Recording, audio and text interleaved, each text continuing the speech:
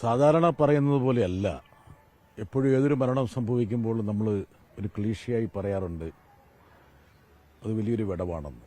പക്ഷേ ശ്രീനിവാസൻ നമ്മളിൽ നിന്ന് വിട്ടുപോകുമ്പോൾ അത് അക്ഷരാർത്ഥത്തിൽ കേരളത്തിൻ്റെ സിനിമയ്ക്ക് മാത്രമല്ല കേരളത്തിൻ്റെ സാമൂഹ്യ രാഷ്ട്രീയ ധാരയ്ക്കും അത് വലിയൊരു നഷ്ടമാണ്. ശ്രീനിവാസനുമായിട്ട് ദീർഘകാലത്തെ ബന്ധമുണ്ടായിരുന്നു. ഇണങ്ങിയും പിണങ്ങിയും കഴിഞ്ഞിരുന്നു. ചെറിയ ശ്രേണിയും വലിയ ലോകമെന്നുള്ള രീതിയിൽ അദ്ദേഹത്തിൻ്റെ ജീവിത സിനിമ പന്താവിനെക്കുറിച്ച് ഒരു നീണ്ട പരിപാടി തന്നെ ഞങ്ങൾ തയ്യാറാക്കിയിരുന്നു.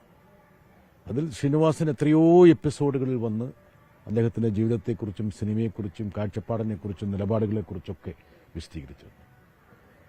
ഒരുപക്ഷെ മലയാള സിനിമയുടെ ചരിത്രത്തിൽ ഇത്രത്തോളം അർത്ഥപൂർണമായി നർമ്മവും ആക്ഷേപവും ഉപയോഗിച്ച്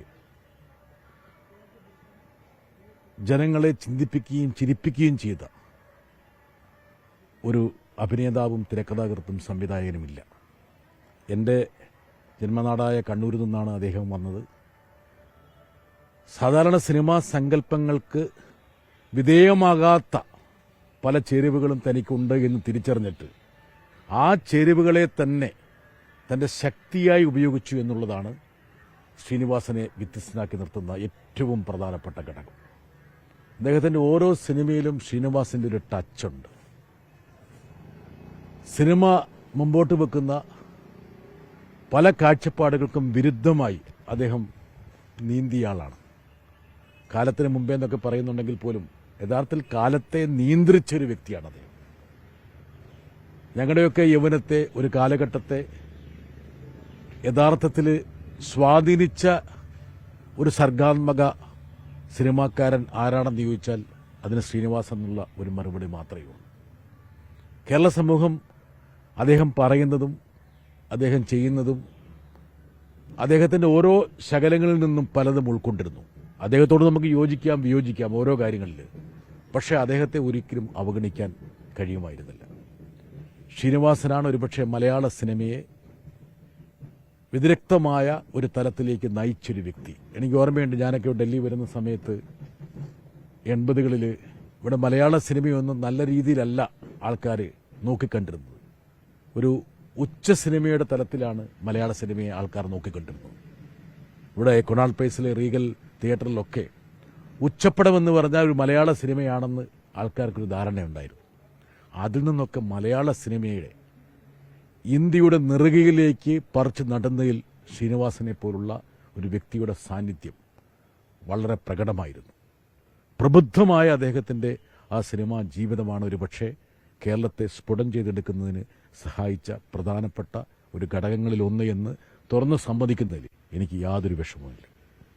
അതുപോലെ കൈരളി പ്രക്ഷേപണം ഞാൻ മുഖ്യമന്ത്രിയെ, അതായത് പിണറായി വിജയെ ഇന്റർവ്യൂ ചെയ്തിട്ടുണ്ട് ശ്രീനിവാസ്. അത് ഏറ്റവും വലിയൊരു ഇന്റർവ്യൂ ആയിട്ടാണ് ഇപ്പോഴും മുഖ്യമന്ത്രിയും മാധ്യമപ്രവർത്തകരെ കാണുന്നത്. ആ സന്ദർഭം എന്തായിരുന്നു?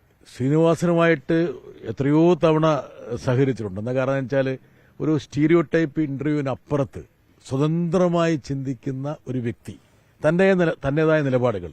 ശ്രീനിവാസന് ബഹുമാനപ്പെട്ട മുഖ്യമന്ത്രിയോടും CPM-നോടൊക്കെ ഇഷ്ടവും അനിഷ്ടവും നീരസവും ഒക്കെ ഉണ്ടെന്ന് എനിക്കറിയാമായിരുന്നു. പലതും സമ്മിശ്രമായിരുന്നു അദ്ദേഹത്തിൻ്റെ ഭാവതലങ്ങൾ. പക്ഷേ ശ്രീനിവാസൻ തന്നെ ഇന്റർവ്യൂ ചെയ്യട്ടെ എന്ന് ഞങ്ങൾ തീരുമാനിച്ചു. അത് സ്വാഭാവികമായിട്ടും അത് പ്രേക്ഷകർ ഏറ്റെടുക്കുകയും ചെയ്തു. അദ്ദേഹത്തിൻ്റെ പല ചോദ്യങ്ങളും അദ്ദേഹം എന്നോടൊരു ദിവസം ചോദിച്ചു, നിങ്ങൾ എൻ്റെ ഇന്ന ചോദ്യം നിങ്ങൾ എഡിറ്റ് ചെയ്ത് കളഞ്ഞില്ലേ എന്ന് ചോദിച്ചു. ഞാൻ പറഞ്ഞു, എഡിറ്റ് ചെയ്ത് കളഞ്ഞിട്ടില്ല, അതിൻ്റെ ഒരു ഹ്രസ്വ പതിപ്പിൽ മാത്രമാണ് അതില്ലാത്തത്, പക്ഷേ അതിൻ്റെ പൂർണ്ണ പതിപ്പിൽ അതുണ്ട് എന്ന് ഞാൻ ശ്രീനിവാസനെ ബോധ്യപ്പെടുത്തി.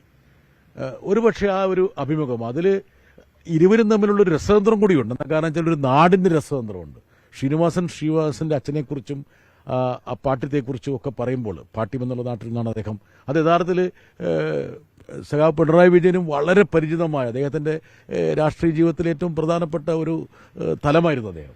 അപ്പം അവർക്കിടയിലുള്ള ആ ഒരു എന്താ പറയുക, ഒരു പ്രത്യേക കെമിസ്ട്രി കണ്ടിരുന്നു. അതേസമയം തന്നെ ശ്രീനിവാസനുള്ള വിയോജിപ്പുകൾ അദ്ദേഹം കൃത്യമായിട്ട് ആ ഇന്റർവ്യൂവിൽ മുന്നോട്ട് വെക്കുകയും ചെയ്തു. അതുപോലെ ഒട്ടേറെ പരിപാടികൾ ഞാൻ പറഞ്ഞല്ലോ. അതായത് ശ്രീനിവാസന്റെ ഒരു ലൈഫ് ഹിസ്റ്ററി എന്ന് പറയുന്നത് ചെറിയ ശ്രീനിയും വലിയ ലോകവുമാണ്.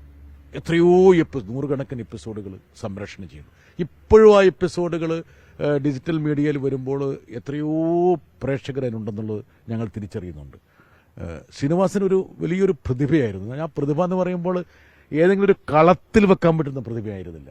എല്ലാ കളങ്ങളെയും എല്ലാ അതിർത്തികളെയും ഭേദിക്കുന്ന ഒരു വ്യക്തിത്വമായിരുന്നു ശ്രീനിവാസൻ. ഒരുപക്ഷെ ശ്രീനിവാസനെ പോലൊരു വ്യക്തി സിനിമയിലേക്ക് വരുന്നതിന് മുമ്പ് കേരളത്തിന്റെ മുഖ്യധാര സിനിമയിലെ പ്രധാനപ്പെട്ട നടൻ ഇദ്ദേഹമായിരിക്കുമെന്ന് ആരോടെങ്കിലും പറഞ്ഞിരുന്നെങ്കിൽ അവർ ഏത് രൂപത്തിലായിരിക്കും നമ്മളെ നോക്കി കണ്ടുകൊണ്ടിരിക്കുക. പക്ഷെ അവിടെ നിന്ന് അദ്ദേഹം ഏത് തലത്തിലേക്ക് അദ്ദേഹത്തിന്റെ ആ ഒരു ചാതുര്യം സന്നിവേശിപ്പിച്ചു എന്ന് നമ്മൾ ചിന്തിക്കണം. ഇത് മറ്റ് സിനിമകൾക്കും, ഞാനിപ്പം ഡൽഹിയിലൊക്കെ മറ്റുള്ള ആൾക്കാരുമായിട്ട് സംവദിക്കുമ്പോൾ ഇപ്പം മലയാള സിനിമയെക്കുറിച്ച് അവർ പറയുമ്പോൾ അവർ എടുത്തു പറയുന്ന ഒരു കഥാപാത്രം ശ്രീനിവാസന്റെയാണ്. ശ്രീനിവാസന്റെ പഴയ സിനിമകളിലേക്ക് ഇപ്പോൾ ഫഹദ് ഫാസിന്റെയോ ദുൽഖറിന്റെയോ പൃഥ്വിരാജിന്റെയോ ഒക്കെ സിനിമകൾ, അല്ലെങ്കിൽ മമ്മൂക്കയുടെയോ അതുപോലെ തന്നെ മോഹൻലാലിന്റെയോ ഒക്കെ സിനിമകൾ കാണുന്ന ആൾക്കാർ അതിന്റെ ഹരത്തിൽ പഴയ സിനിമകളിലേക്ക് ഊളിയിട്ടിറങ്ങുമ്പോൾ അവിടെ അവർക്ക് ഏറ്റവും പ്രധാനമെന്ന് തോന്നുന്നത് ശ്രീനിവാസന്റെ സർഗസൃഷ്ടികളാണെന്നുള്ളത് അവർ പറയുന്നുണ്ട്. ശ്രീനിവാസന്റെ ഒരു മേന്മ കേരളത്തിന് പുറത്തുള്ള ആൾക്കാർ കൂടി തിരിച്ചറിയുന്ന ഒരു കാലഘട്ടം കൂടിയാണിത്. ലോകത്തെവിടെയായാലും ഏത് സമയത്തും 24 വാർത്തകളും ഓഗ്മെന്റഡ് റിയാലിറ്റി പാക്കേജുകളും എക്സ്പ്ലെയിനറുകളും വിശദമായി കാണാൻ ഞങ്ങളുടെ യൂട്യൂബ് ചാനൽ നിങ്ങൾക്ക് സബ്സ്ക്രൈബ് ചെയ്യാം.